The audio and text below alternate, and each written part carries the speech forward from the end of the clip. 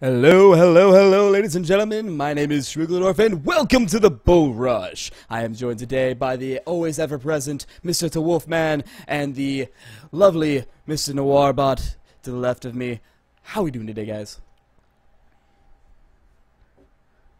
Oh, you can't hear me at all. Yeah, you totally forgot to unmute us. Well, how are you doing today? It's Imoto! Woohoo! He's here! We're professionals. Oh, they heard me. How are you guys doing today? Yeah, see?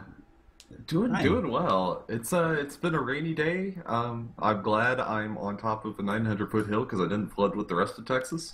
Oh my That's- god, that sounds very serious. Well, it's I mean, Texas. literally one of my friends downtown actually had his apartment get flooded. So, go figure.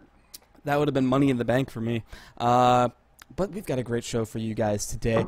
Valentine, you can be as disappointed as you like. There was nobody else who was as insane as we are that we could have put on the stream. I'm sorry. I wouldn't say that, but no one that would willingly come here.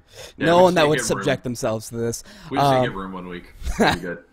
We'll be good. Yeah, we'll be fine. This week we are, of course, going to be talking about this week's gigantic roundtable that went on. They've been talking about some really awesome things over there. So we're going to go ahead and put our little 2 cents in there. We're going to follow that up by some quick skin discussion that Mr. Noirbot here wants to talk about, and we're going to finish off with about some little bit of our thoughts on competition and how Overwatch and Battleborn may be affecting the future of Gigantic. But let's dive right on into this. The first big topic from the roundtable was the progression system and what people have wanted and what people have been looking for when it comes to that. People are saying they like a mastery system, kind of like what we've seen in other games, where that allow them to unlock interesting and cool features and badges and whatnot that show off their veterancy in the game.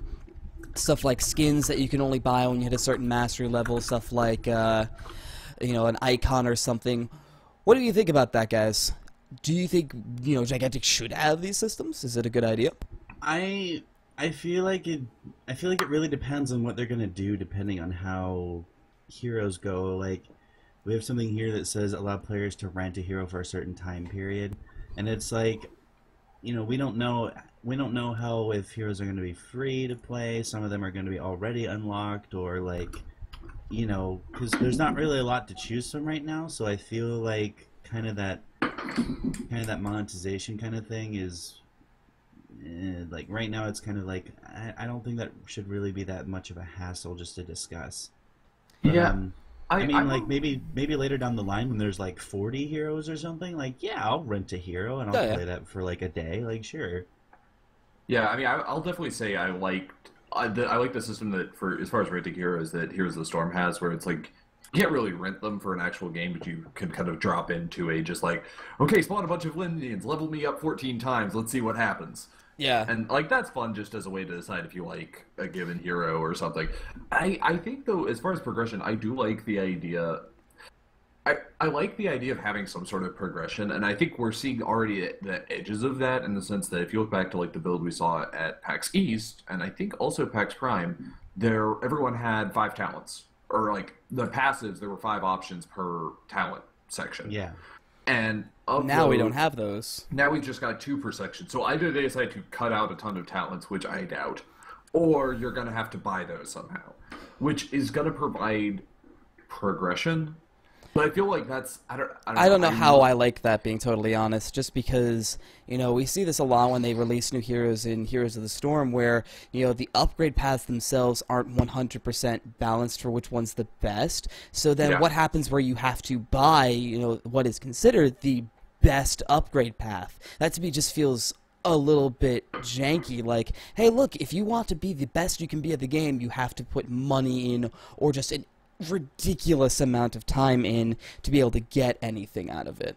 And personally, I don't like that. I want to be able to be effective and capable within the game without having to put money in it. And if all I get out of putting money in the game is just new ways to play it, I'm fine. If all the extra, like if they change around the talents and say, hey, look, these 2 talent choices that you're getting are the best talent upgrades and choices you can get for this hero. But there are 3 other sets that you can grab that will be able to change the way your hero plays and how you play the game. If that's the case, I'm more than happy to go ahead and pay money. It's like, hey, look, this is a style that isn't that good, but I enjoy playing it, so I'm going to do that. I'm more than happy paying money for that. But if it's going to weaken me, unless I pay money, then I'm going to be a little bit annoyed. Well, and I think it's not even so much. It's not even so much that it's necessary. I think they're necessarily going to make it like kind of pay to win in some way, where it's like you have to unlock the better ability. Like I don't see that happening, but it does put a lot of stress on the balanced team. Yeah, Because it like inevitably, like in every game, pretty much universally, there will be one best build, like for a given hero. Like Yeah. maybe two if you have a very, very competent balanced team. But like just across the board, across a lot of different games, you can't really make like 5 separate good build options for a given hero. That's not going to happen. Like you might have 2 that are situationally good, which means that inevitably you are like either the 2 talents that you start off with are the ones you want, or they aren't the ones you want. Like there's no, or like one of them will always be good, and the other ones will be ones that you will probably never take. yeah, And so Yeah. it makes this like it's a false progression system because you end up buying a lot of stuff you Don't end up having even to need. unlock. Yeah, because like I feel that way with like Heroes of the Storm. Like half the time, like the big thing with Heroes of the Storm is everyone's got their two ultimates, and you unlock one of them after you play a certain number of games with that hero. Yep. And like I feel like half of the time, like either the first ultimate is completely worthless, and it's like, God, I got to do like 9 games with this hero with their crappy ultimate before I can get the good one, or the first one's good, and I gotta spend 9 games with that hero, and then I'm like, oh, well, I just unlocked this other thing that's no fun, and I'll never pick it, so I guess that like doesn't matter. yeah. And I do see that issue, and I can see that point, where if it is like that, then we get that kind of annoyance. And yeah, it's going to be putting a lot of strain on the balance team. Going a little bit into it as well with these other progression systems like skins that you can unlock after either a certain amount of games played on a hero, or like if you gain certain badges that allow you to unlock certain things and whatnot, or like an in-game icon or whatever. This has just been my experience in Smite. I don't know if it's really anybody else's experience. I feel like this can facilitate toxicity within a certain group of players. Because when I was playing up against certain people in Smite, if they had those, the gold skin or the icon saying, oh yeah, I'm this rank in this thing, it always felt to me as though those were people that were more prone to being toxic than people who didn't have those skins in the first place. Because I feel like it gives you this kind of, fraud, or like a gaudy way of saying, oh yeah, I played more, therefore I'm better, when that's Yeah. not necessarily the case. I mean, I can kind of see that, but I feel like it really should depend on the person, and that kind of goes with discipline and stuff when people are being toxic. But that's a different topic entirely. But at the same time, like when you have these skins that are only available by completing certain feats, it kind of gives people the sense of like wanting to do something. It's like something to work for, and like, yeah, I have this because I did this specific thing, and like it'll depend on if it's actually a challenge or if it's something that's actually worth doing. But I mean, it's when you give something for people to actually obtain, and they have to work to obtain it, that kind of brings in a whole new kind of set of things for people who are completionists like myself, and it's just like, that's something that's kind of fun for some people. So I think it's a good idea. It's literally progression. Like Yeah. it provides you something to work towards, which is cool. I think it's a lot of discussion, and this is getting a little ahead of ourselves, but like a lot of discussion about toxicity. There's a lot of like, oh, we can't do XYZ because like toxic players, like it encourages toxic activity. But I feel like that's putting, like it's a correlation confusion. Yeah. Where it's like, you play League, like I played League for a while, and like League, you don't like there isn't a like thing you get for playing 900 games on Riven, but like if someone has 900 games on Riven, they are damn well going to tell you about it during Champion Select. Yeah. And you are going to have to deal with them being like, well, I installed Riven Top, and you have to deal with it because I have 900 games on Riven. Like, they don't need a fancy skin to be a jerk in Hero Select. So you would argue then that sort of behavior is going to be inherent irregardless of any sort of like Yeah. other systems in the game. Okay. Well, and in that case, and specifically because of that, like I feel like the upside to people that do that want the non-toxic, non-asshole people that just like really like Zenobia and want to play all of their games on Zenobia and get a fancy thing because of that. The upside to having somebody get something cool for that is better. Like, you're gonna make more people happy with it than enable people to be toxic that they wouldn't otherwise be. Fair enough. People are gonna be toxic regardless of whatever we do, whether it's this game or any game, because it's a competitive game. People are gonna talk smack at each other, and sometimes we just gotta roll with the punches. Because the only way that you can really be toxic is if you kind of take in that toxicity and then return it back to whoever's doing that. If you just ignore, it's just like stuff that's like bad things in the world that happen. Well, actually, no, that's not a good example. If someone's being mean to you, just ignore it. Eventually, they'll stop. That's the idea, at least. So Yeah. if you just ignore it, like, you're not spreading any more toxicity because you're not making yourself look bad. And that Valentine's making an interesting comment, which actually springboards us lovely into another great discussion. Is like, if you don't, how you take away toxicity, take away chat, take away voice comms, just make it pings. And that's what the situation we're in right now. And in the roundtable, they talked about that. They said, what's good and what's bad about a text chat system. And one of the big things people were saying is they didn't want the chat to be gone completely as an option. And one of the big quotes was, I'd rather have the text chat and no time to use it than having that being decided for me. I'd rather have the option. And I can agree with that. As long as we have the ability to go ahead and just say, hey, look, let's mute everyone in the game so I don't have to deal with it if I don't want to. Let me mute the people who are being toxic. Let me only make it party chat. Let me do this, that, and the other thing. Make it customizable to the personal experience.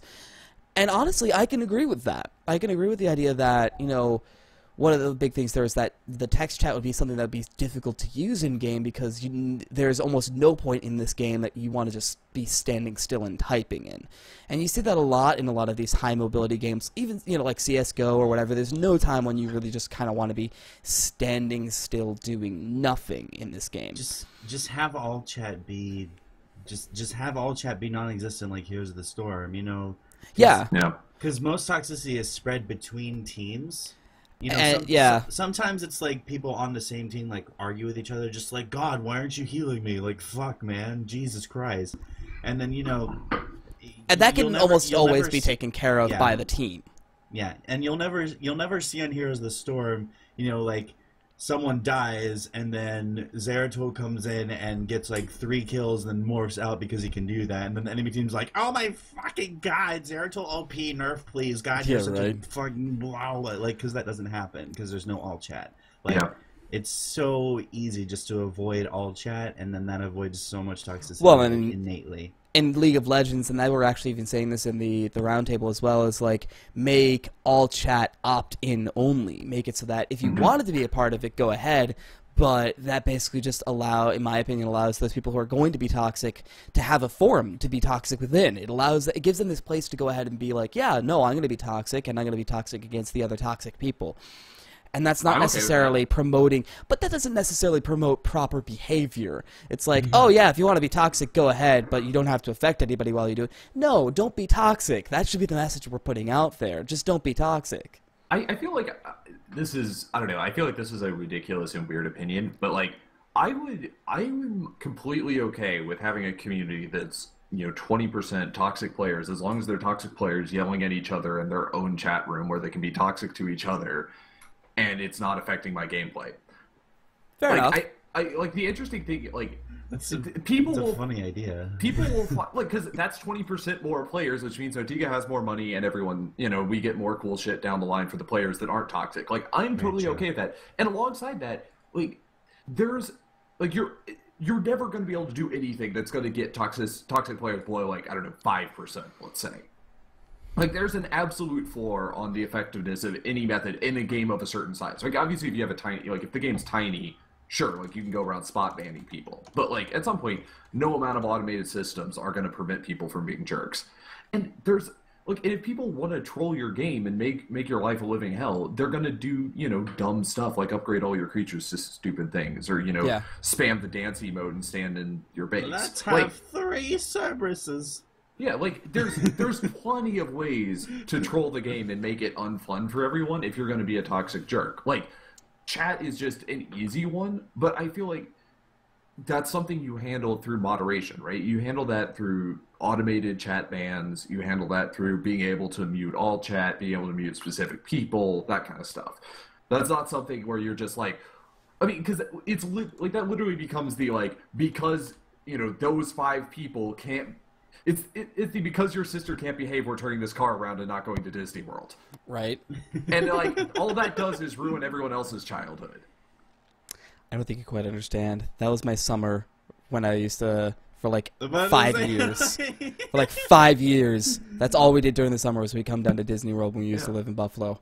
Yeah, I know that all too well. Yeah, collective punishment only works if the collective actually has power over each other, right? Like, if you're actually dealing with, like, a group of people and you're like, okay, if none of you guys will, like, if that, like, you guys all get to go talk to that person about why they're being a jerk because we're going to punish all of you if not, that only works if I actually know who that person is. If I'm in a solo queue, I don't know who the guy being toxic, like, I can't make him stop being toxic. I can't, like, go over to his house and give him a stern talking to.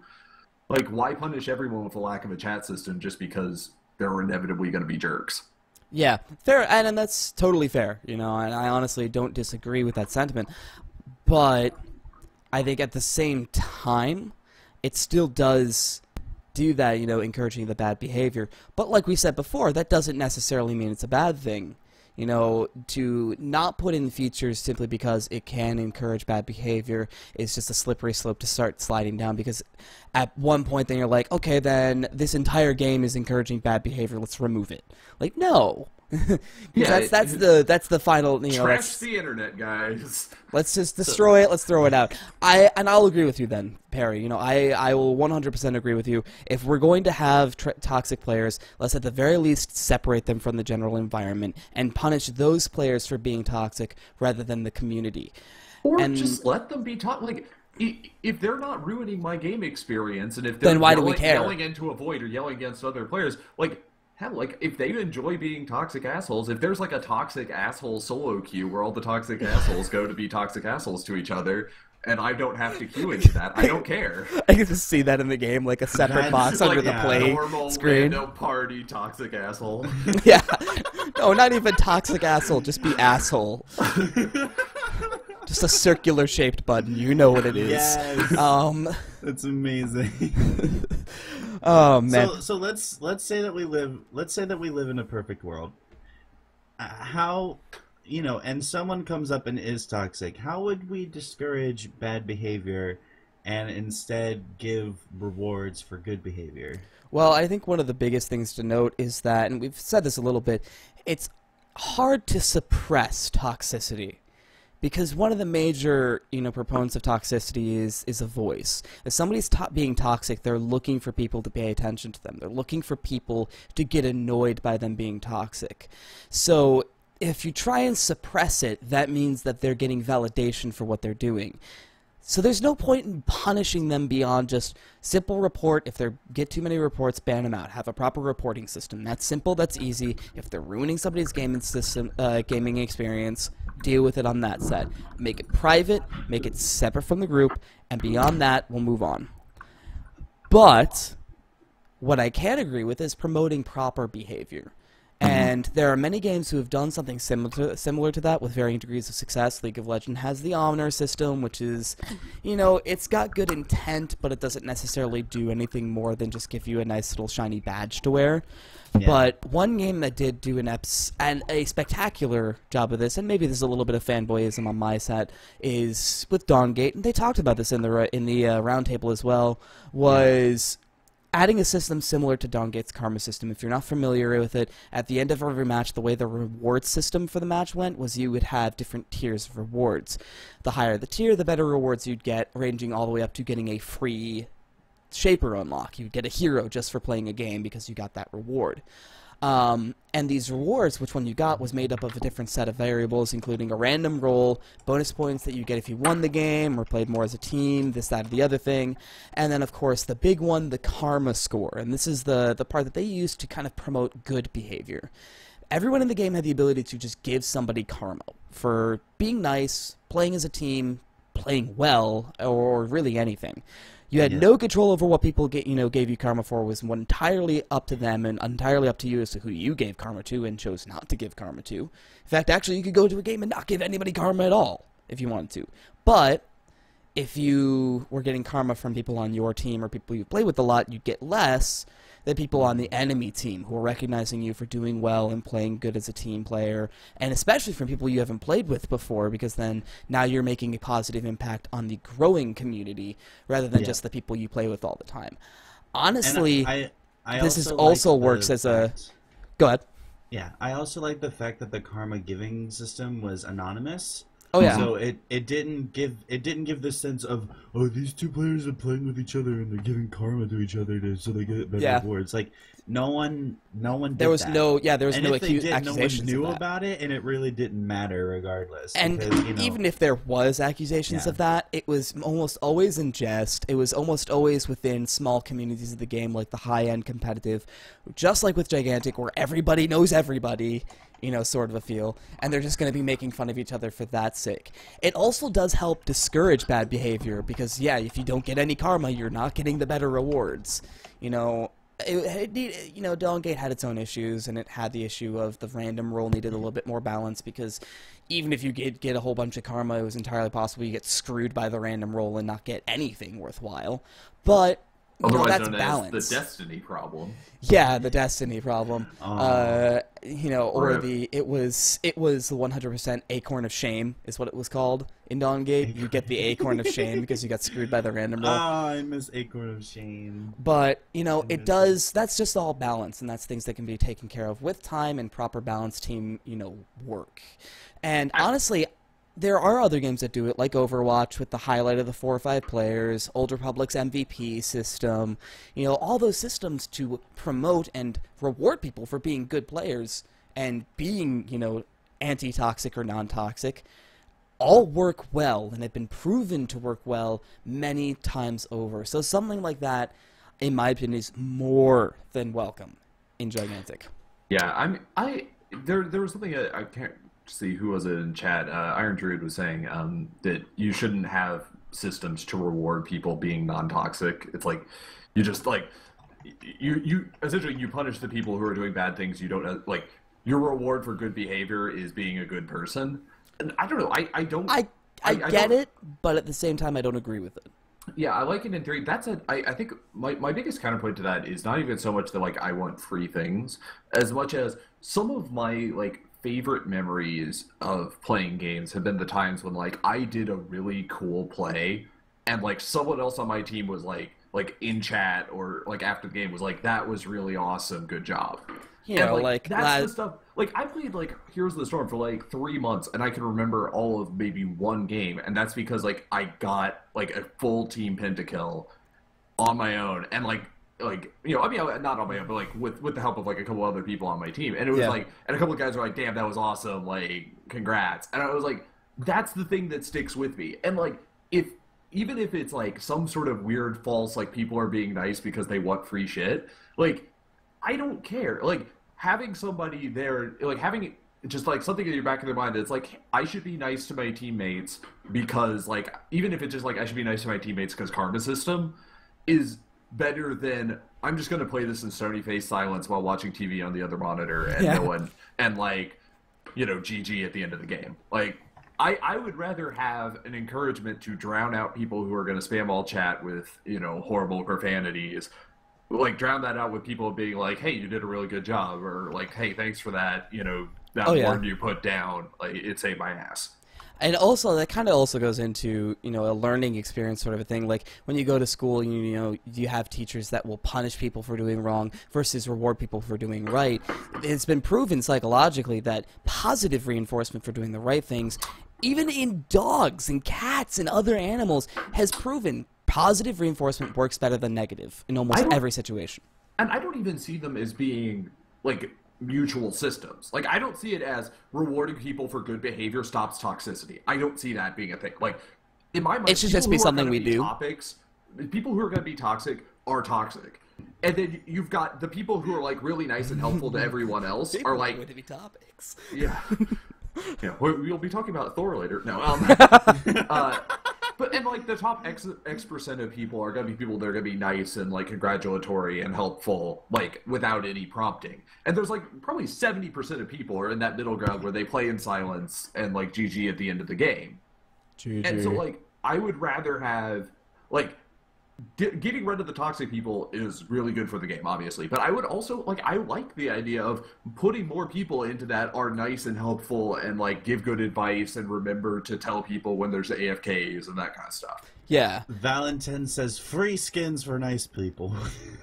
I'm totally okay with that. Like, you know, maybe like once a year. Yeah, maybe once a year. You know, not like like all the time. But like I mean, League did that for a while. I think it was like Avatars, where it was like if you had like a positive, like if their back end version of Karma that involved the honor system, like if you had a positive, like X% of your games were like not like toxic games, you got, or if you like, didn't get report a certain number of times. Yeah, you got like free stuff, and it was like, oh, that's cool. Like I think it was like a couple hundred RP or something. It was like a free skin. It was like, oh, like I only remember because I logged in like last month and got it. I was like, oh shit, that's from like last year. Oops, should have logged in at some point.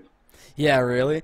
I still remember, you know, when I did that, I had a couple of months I didn't play, and I was like, wait, what did I get this for? And honestly, those types of systems, like we said before, have worked, and I don't think, and I'll consent, you know, to that idea that, you know, these two systems of discouraging bad behavior and punishing bad behavior and, you know, giving rewards for good behavior are not necessarily mutual, you know, because that is very much true. You know, you should be rewarding people for doing the right thing, not because you want to prevent them from doing the bad thing, but because that gives them a better experience with the game overall, and that's just player retention issues. Well, you know, and it's better. It helps build a community, right? Because like there's always that thing, like, especially in League, I don't know how many other games do this, where it's like after the game, it's like you can add the people you just solo queued with as your friends, and I have never once felt like I wanted to do that. Yeah, and you know what? Like a couple times, like if there was somebody that was like really cool and was like, you know, gave good feedback and like, you know, thanked me for doing things or like gave advice, I would be like, you know, I might friend them and like, you know, if I was bored some evening and like they were online at the same time, duo queue with them. And I've done that a couple times in League, you know, where I have friended people, not because, oh, they were nice in chat, no, but because we were duo queuing and we were good together and we were being nice to each other. Yeah. So it's like we were just, I was AD carry and they were my support for one game and we did well. Hey, let me queue up with you again.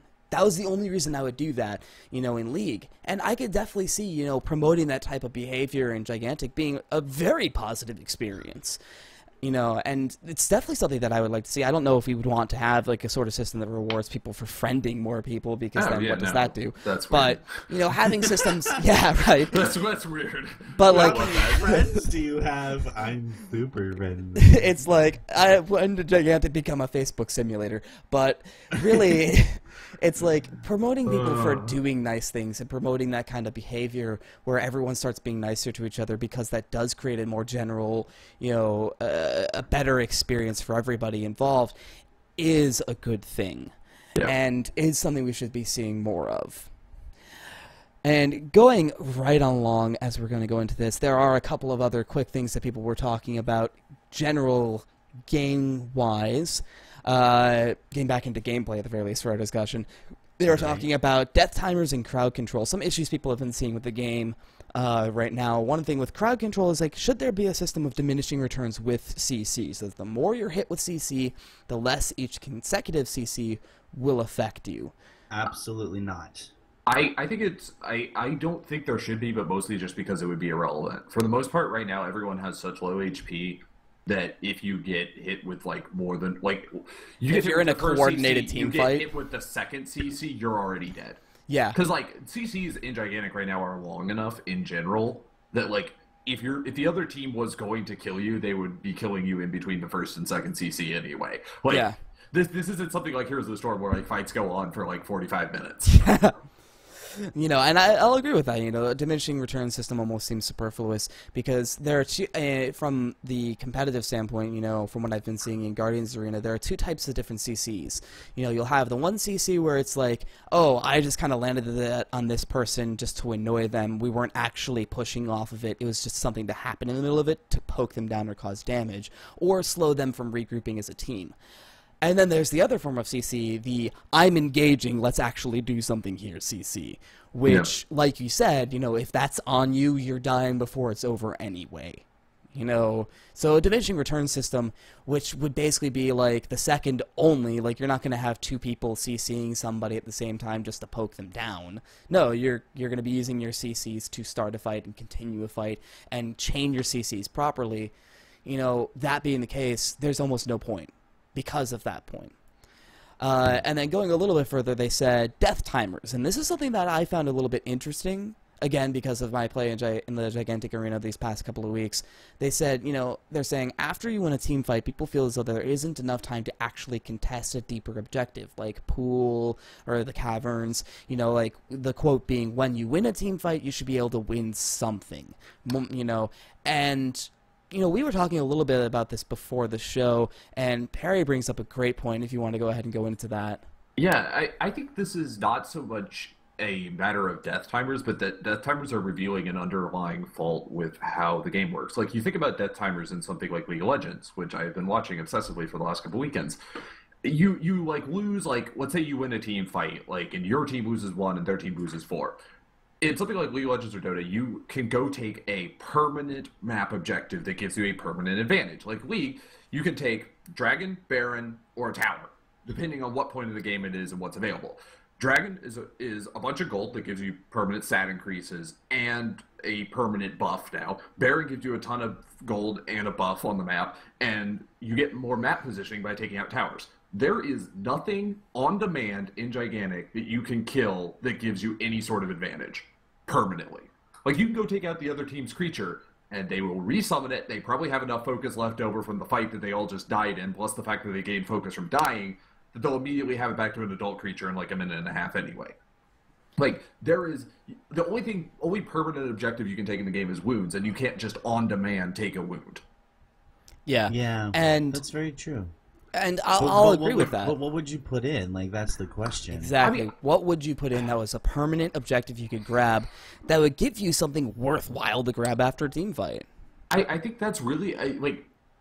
honestly, like, I think this is a fundamental flaw in the game design. Like, I don't know what they could add as is that will add that objective without substantively changing the way the entire game plays. Now, the one exception to this is it works during Clash because you lose your creatures permanently. Yeah. Clash plays reasonably, because when you win a team fight in Clash, A, you usually got enough power that you got to push, and your push takes like 5 seconds during Clash, and all the creatures die forever.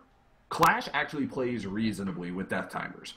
The early game just doesn't. That's why that's why you see a lot of complaints about, oh no, like, it's always just going to be a poke war stalemate. Yeah. Because even if you win a full team fight, you don't get anything substantive off of it. And honestly, I'm fine with it on Canyon.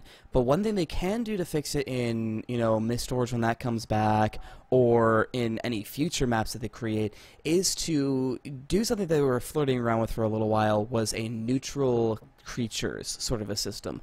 And I honestly feel as though that's something that is missing in the game, is a neutral creature system, where it's something that you can kill to give you a certain set of buff on the map. You know, So similar to Baron, but in a different sense. You know, let's think about Mistforge. One of the bigger problems that nobody really got to talk about Mistforge was, because of course it was under NDA and everything, but was that one of the points on the map just didn't feel worthwhile enough. I would argue, you know, if we were going to add a neutral creature in this game, remove that point entirely and make it a neutral creature that gave, you know, that point to you for however long, and also a nice buff to everyone on your team. Yeah. But make it so that that point then also opens up some new way to get into your enemy base that you wouldn't have had if you didn't have that, i.e. giving you a new staging point to effectively work your team strategy into. That'd be really interesting. There's a lot to consider when with what you just said, but it sounds like a good idea. To go actually real quick to something in chat, like African Reiko said, he doesn't feel like, you know, any sort of other objective is necessary because it's not this isn't a MOBA, especially on Canyon.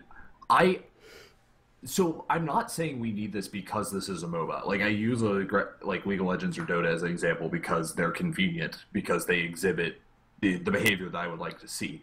The problem is, in the mid-game of any map on Gigantic right now, if you win a full 5-man team fight, you can't get any permanent advantage. Yeah. Like, especially because in like even in other games, like you'll get a level advantage. You don't even get a permanent level advantage in Gigantic. Like 2 levels in the mid game doesn't matter shit. Like literally, you almost get nothing from getting a 5-0 fight in Gigantic right now. Yeah, Especially and and it's only going to get worse on larger. Bad. Yeah, Because you should get rewarded for actually being able to outplay the team. And right now, all you do is kind of get. Well, I mean, you do get a lot of power, and you might get a push because of it. but they'll be respawning. But they'll be for that push. respawning, and by the time you get all the way up there, they're gonna kill you anyway. So like, there needs to be some kind of middle ground for some way to reward people for actually being able to outplay their opponents. Yeah. I mean, And like, actually, an idea just had like would actually kind of work is have something where there's just always like I even something as simple as every person on the other team that is alive makes up a piece of the health bar of the other team's guardian. So not a ton, like maybe like a tenth of a wound. But if the other team loses 10 deaths during a push, you get the wound like as an auto. That way, if you ace a team, you would get half a wound. Or Like, almost a sense of like if you get the push and you ace the enemy team during the push, their shield goes down. You know, because that's something we don't see is like, you know, there's no way to reduce an enemy's shield other than attacking the Guardian, when there are much more prudent ways from a team fight and from a strategy perspective to effectively go for a push, like winning a team fight. You win a team fight, you go for the push. I think removing the shield in that sense is a good idea. I like it too, but I feel like that's giving too much. I mean, the numbers are flexible. I mean, Yeah, like, I'm not saying like it'll that really exact have to number, depend. like Yeah. but like because like you look at like the history of games that like have been like some of the streamed games that we've seen, it's like generally the number of kills you get in a given push is like maybe 8 or 9 if it's a bloodbath. Yeah. Like I feel like if you get 9 kills, that means you have essentially killed every member of the other team twice in like a 2-minute period.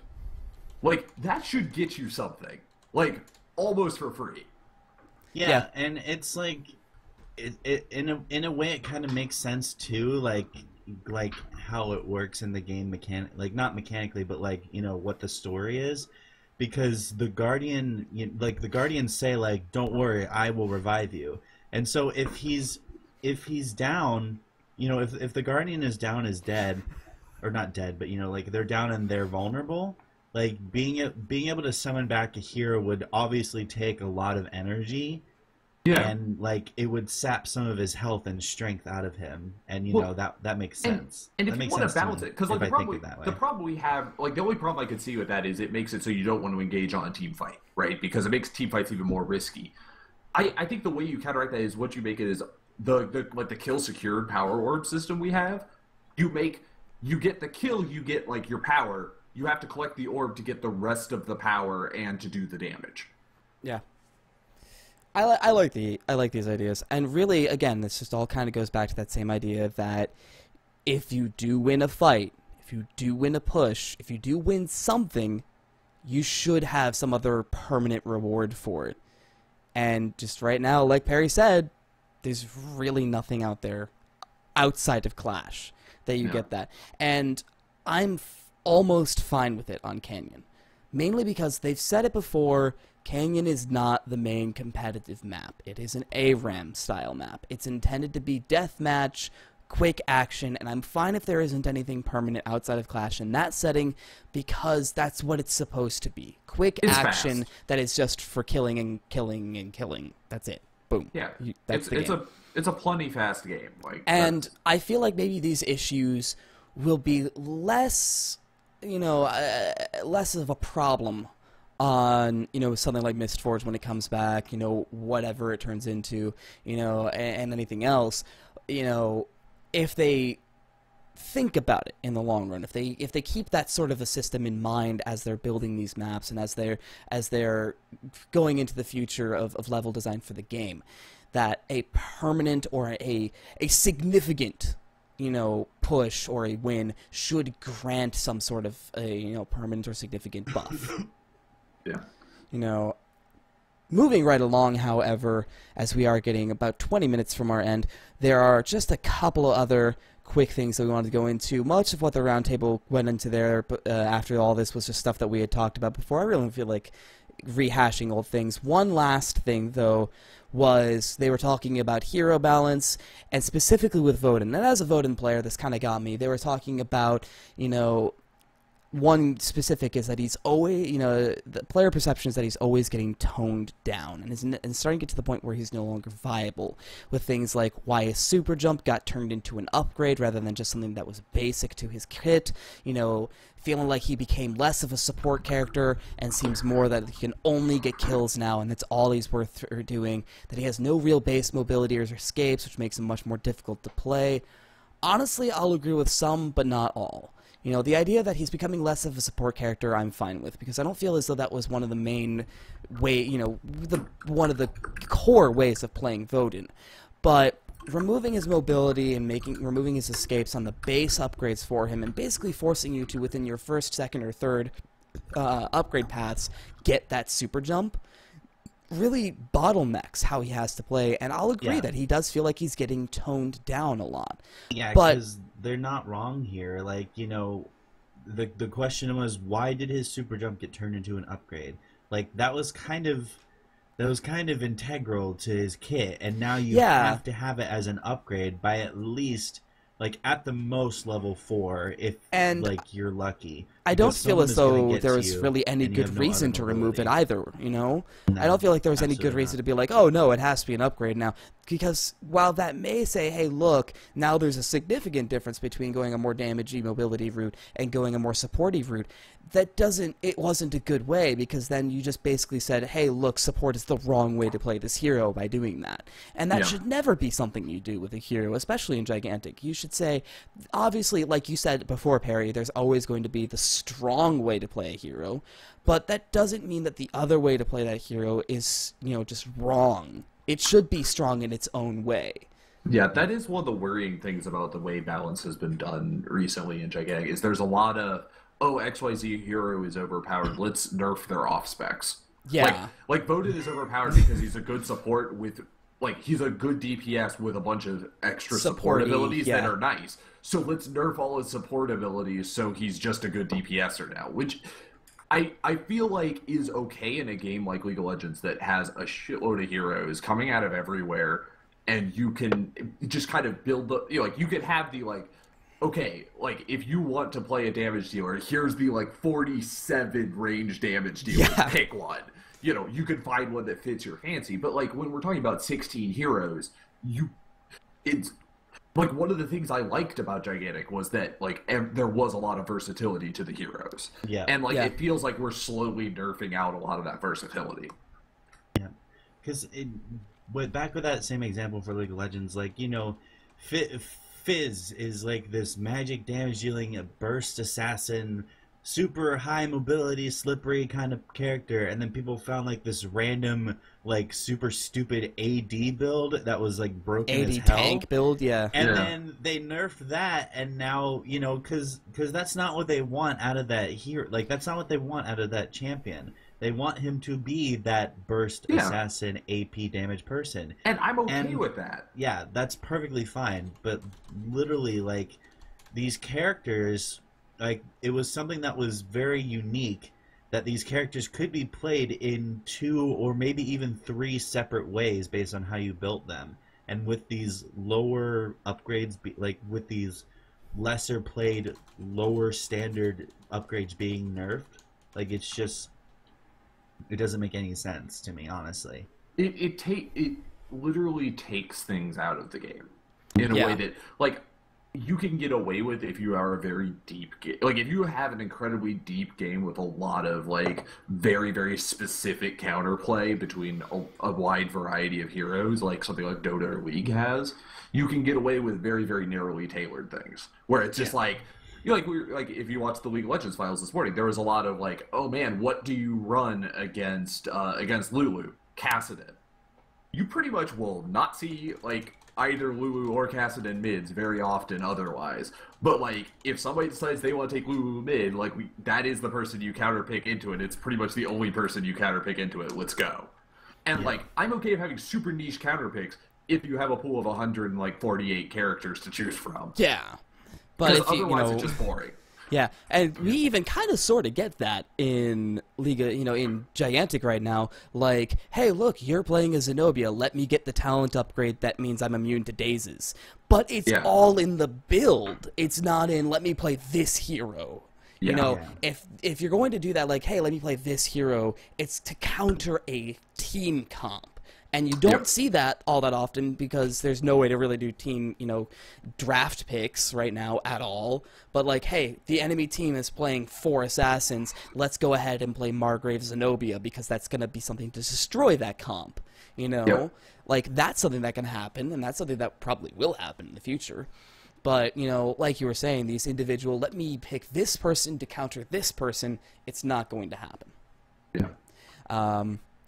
But we still have other things to talk about, don't we? Yeah. So many. We were going to talk about skins up things. next, and Perry kind of sprung this idea on us a little bit. He says he's got something to say. He's got a soliloquy all prepared and everything. Some of this is a little bit of a takeoff of your Salt Fest from a couple weeks ago, but I had a realization in the shower today, literally. I was thinking about it, like, look back at like the Clash courses for like the last month when we haven't had any other content essentially to talk about. The only the big news we've had along the way has been, hey guys, new skins, aren't they pretty? Like yesterday's Clash course was Charnock and Ashling skins. And like we'd gotten this kind of hyped up as like guys were making big announcements at the Clash course on Friday, and there was like, it's an Ashling skin that got leaked like 2 weeks ago. Like, yay. What other game can you think of that has actually talked about skins in its promotionals?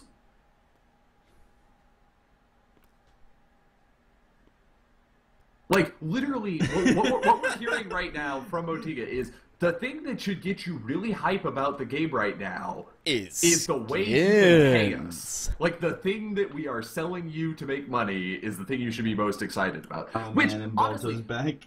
the skins are good. The skins are good. Like, I like the new Ashling skin. It looks nifty. Like, the thing on Kador, like, Kador with his, like, coffin on his back kind of look, super cool. I love it. But, like, really, there's, like, no other content that you can give us right now that's actually related to gameplay? Like, Other than skins. Like, because, like, literally, like, I have played, like, it took me a good, like, 20 minutes to even figure out how to find skins in Heroes of the Storm when I started playing it. Like, it was, like, buried in, like, 3 sub-menus, and then, like, one afternoon, I just, like, flipped through all the skins, I'm like, oh, this is kind of cool. Okay, cool. Like, I'm never gonna think about this again. Like, it's so, like, I don't know, it annoys me that that's the thing we're getting hyped up week to week is, hey guys, new skins. It's like, can we get a new hero? Maybe talk a little about, like, we know stuff's coming. Beckett has been released, like, online. Like, we've seen a bunch of Beckett stuff already. We know she's coming. We've seen Mistforge before. We know Mistforge is coming back out. Can we, like, and we saw a little bit of a Mistforge sneak peek. Like, we saw a little bit of the sneak peek during the Clash course, and, like, we know it's coming back, but, like, just run around Mistforge with the Ashling skin if you want to. I don't care. But, like... And don't even say anything about it. Just be running around it and, like, having a short cinematic, like, hey, look, we're running around this thing. We're not going to give you any information beyond that. You can fill in the blanks yourselves. Yeah, and, like, and some of this is me as a guy doing a show about Gigantic and getting tired of not having anything to talk about. Yeah. Like, but, like, at the same time, it's just, like, this is the weirdest hype train. Like, it's like, guys, the game is on hiatus. No one gets to play it. No one gets to stream it. Nothing interesting is going to happen for, like, a month, and we're going on a month and a half. But you know what we can tide you over with? Skins. Yeah, but that kind of goes into the issues we were talking about with the Saltfest stuff. They have an incredibly good marketing team. A marketing team that's just sitting around and being like, we don't have anything really big to give to people right now other than skins. So let's get them hyped about skins. And I mean, you're not wrong, but it's like, at the same time, like, they're just skins.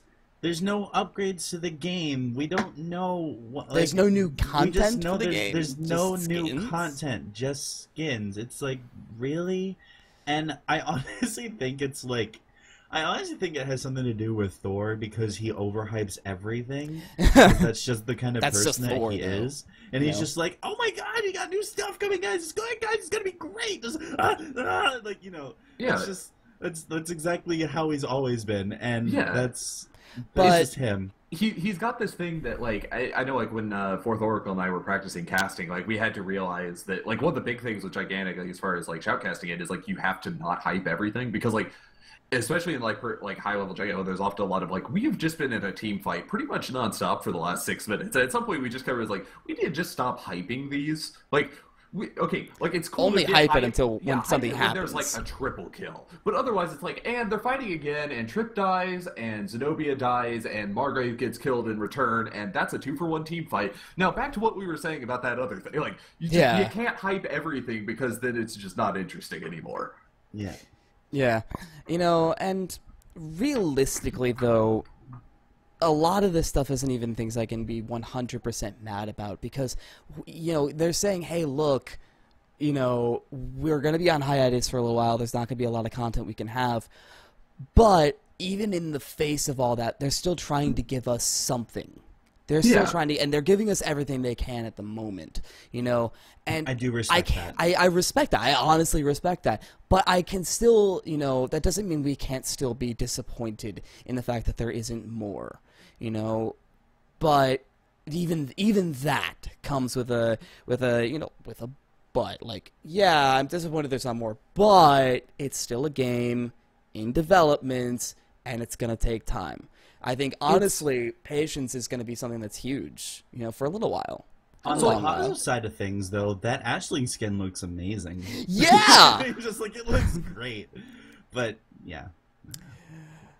Yeah, I don't know. It was just interesting because we were on such a run of having like actual content to talk about for like a month and a half, and then just like crashed and burned into like, hey guys, skins. Which kind of goes back into this all fast stuff, like, they announced we're laxing the NDA, and then the whole Streamers Initiative all came out at what was, honestly, in my opinion, a very inopportune time in development cycle. In retrospect, in an opportune time. Yeah, I feel like it was a at the good time, idea though, at it's the like, time, let's do it. But, yeah. Boom. And then things happened.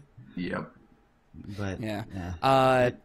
But going into all of this, because all of this lack of content is going to be a serious issue for now and maybe going into the future, especially with all of what's been going on in this kind of genre style recently. Getting into our last topic, competition from other games. Overwatch is in beta. It's one of the #1 streamed games on Twitch right now. Battleborn is in beta, and unfortunately no one can really talk about it because of the NDA. As someone who is, let's see, I have to remember my NDA. As someone who is in the Battleborn technical beta, I can confirm it is a video game and not a collectible card game. That is what I'm allowed to say. Awesome. Fantastic. That is great information to have. It is, in fact, a thing that I can install via Steam and was playing earlier according to people, not according to me, but according to people who are friends with me on Steam. More than we could say, or anybody could say, about the alpha for Gigantic. We couldn't even confirm that anybody was ever even in the alpha for Gigantic. That said, it's kind of irrelevant because I played it at PAX, and I did not have to sign anything to talk about that. So, yeah. Go! But talking about, this kind of competition, do we feel that Overwatch is going to be a significant form of competition for Gigantic? And honestly, I'd say from a much more general perspective, as in, hey, there are people that like shooter games that are going to play this instead of Gigantic, I would say yes. Simply because that just means there's more people playing a different game than this one. But from a genre's perspective? Let's look at the facts of what we have right now. It is a battle arena style game shooter developed by Blizzard, has amazing graphics and this is Overwatch. There's amazing graphics and gameplay. There's a lot of stuff going for them, and they're definitely going to get attention, but I don't feel like they're really going to take a lot of the stuff that Dawngate has right now, that Gigantic has right now, because I mean, I could go on for a little while like this because I've been watching a lot of streams right now. No, except for a still active Reddit for some reason. But I've been watching a lot of streams of Overwatch, and it definitely looks incredibly fun. I really do want to play it, but I don't think it'll actually be a in the long run. I don't think it'll actually be really huge competition for Gigantic. Yeah, and I was about to go into that. I think it's just one of those things, like, in a genre sense. Is it a game that's similar enough to Gigantic to say that people who are going to be interested in genre, as you know, in Gigantic from the genre standpoint, to stop playing Gigantic because there's something else out there? And being totally honest, no. Overwatch is significantly different from Gigantic in a lot of different aspects, but I disagree. Really? Yeah.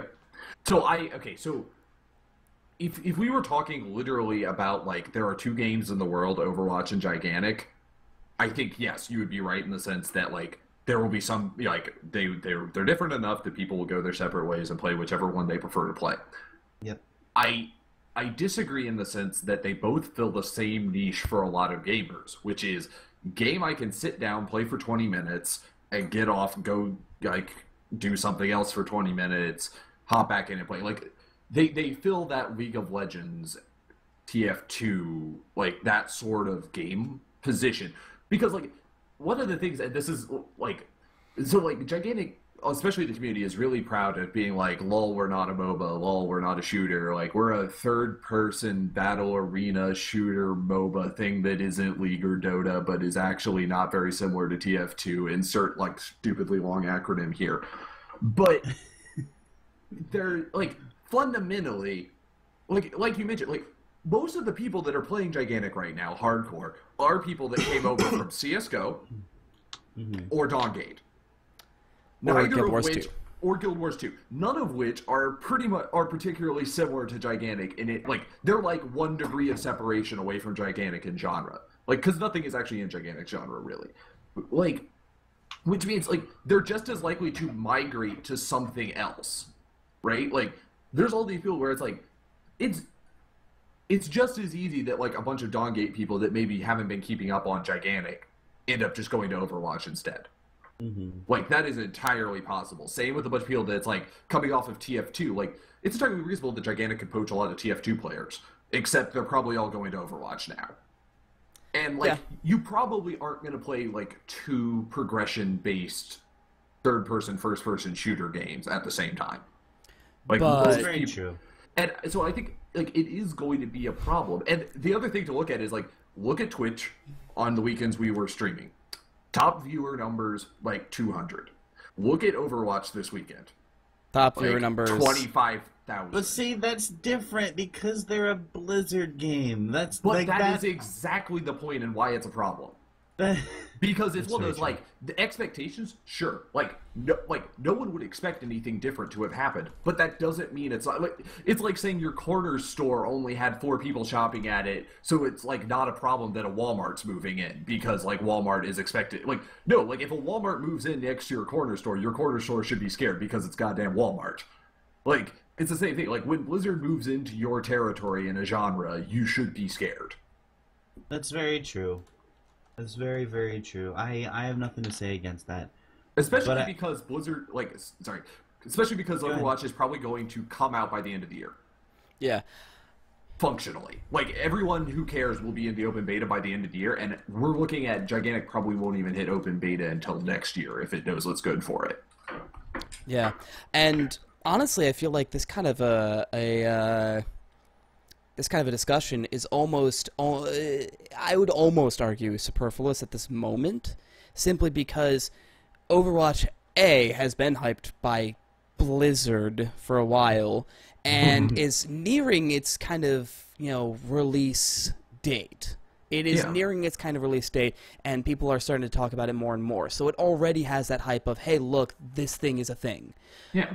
Gigantic's not necessarily there yet. We like to say, they've said, oh yeah, we're slating for release later this year, but maybe they just meant beta. We don't know when Gigantic's going to be ready for release quite yet. We don't know when Gigantic's going to be fully hyped up for, hey, look, this is the thing that is a thing. And we don't know when, the Microsoft partnership may actually finally pan out to where Microsoft is going to be marketing Gigantic on a massive scale. Because if they do, then we may be looking at an entirely different situation.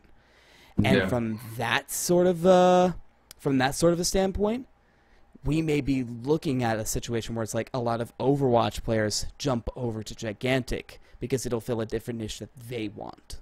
Yeah, and if Overwatch crashes and burns the way like Diablo 3 did, sure. Like, but if Overwatch stays stable, I think we're gonna have a problem because like Blizzard, if anything, has shown is very good about keeping users. Like, think about the number of people that you know that started playing Hearthstone, and like you will be hard pressed to find a Hearthstone player that actually likes Hearthstone, and yet they're still playing Hearthstone. Yeah. I think you're right, but Shmoo does make a point too. There's still a lot of time for Gigantic to grow and expand, and you know we don't know what's down the line. Like we don't know what we can assume as much as we want, but we don't actually know unless we are part of Motiga themselves. We don't know what's coming down the road. We might hope. have some. Yeah, we can hope, and we might have something enormous that happens within the next 5 months. We don't know, but you know, there's still a lot of time. I think I have plenty of faith in this game to continue keeping a hold of its users, and you know, we can grow, and eventually we'll become a very big game. Yeah. I honestly believe that. But that is gonna kind of wrap up our show. We are hitting that hour mark. There are a lot of I think we could go much farther into this topic and continue talking about this for a little while, but I think the bottom line honestly is that it's something we have to wait and see on until we get to a much better point in discussion. Battleborn, I think, is probably screwed. Yeah. like of the setup, like I think Battleborn's the one that's going to like Get the actually most die. fucked. Yeah. Yeah, because it's like that one is the one that got like was coming out, looked really cool, and then Battleborn got announced, and it was just like, oh well, you know, like because like you can't charge $60 for a game. Like it's a really polished game. Like honestly, right now it is more polished. Like okay, scratch that right now. At PAX, it was more polished than Gigantic is right now, and it's likely to come out, you know, in the next couple months. It is. But they still want to charge $60 for what is essentially a free-to-play game. For a free-to-play game, and it's not as good as Overwatch. Yeah. But that... Like, it's 2K, who has a history of not being people. the nicest like, they were okay for a really long while, and then they kind of went down. Actually, same thing with Paladins. I mean, Paladins is coming too. It's going to be very similar to Overwatch, but that's coming from Hi-Rez, who is a studio that has a history of abandoning their communities and being general jerks and not being particularly good about running things. So, I don't know. I think I'm surprised Paladins is still going ahead. So. Yeah.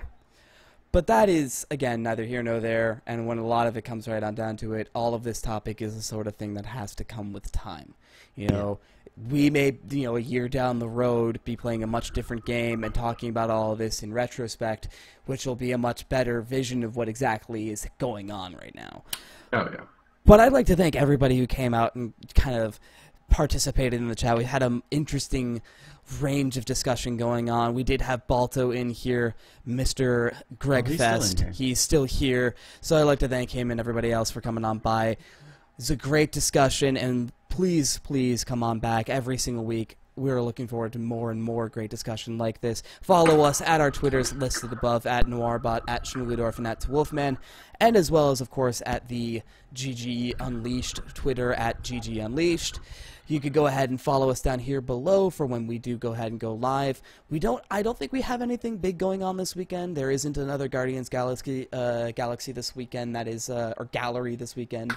That is Gallery. Guardians Galaxy is, I think, the forthcoming expansion to Star Citizen. the forthcoming expansion to Star Citizen that's coming in 5 years. As soon as they get another $6 million, right? From poor schmucks like us. But that is going to be it from us. If you guys want to go ahead and grab some more content from us, you can always head over to the YouTube channel and catch out previous bull rushes, and you can always head out onto the Reddit for some more wonderful discussion. But this has been Schmoogledorf, joined by Wolfman and Noirbot, and we will see you next time.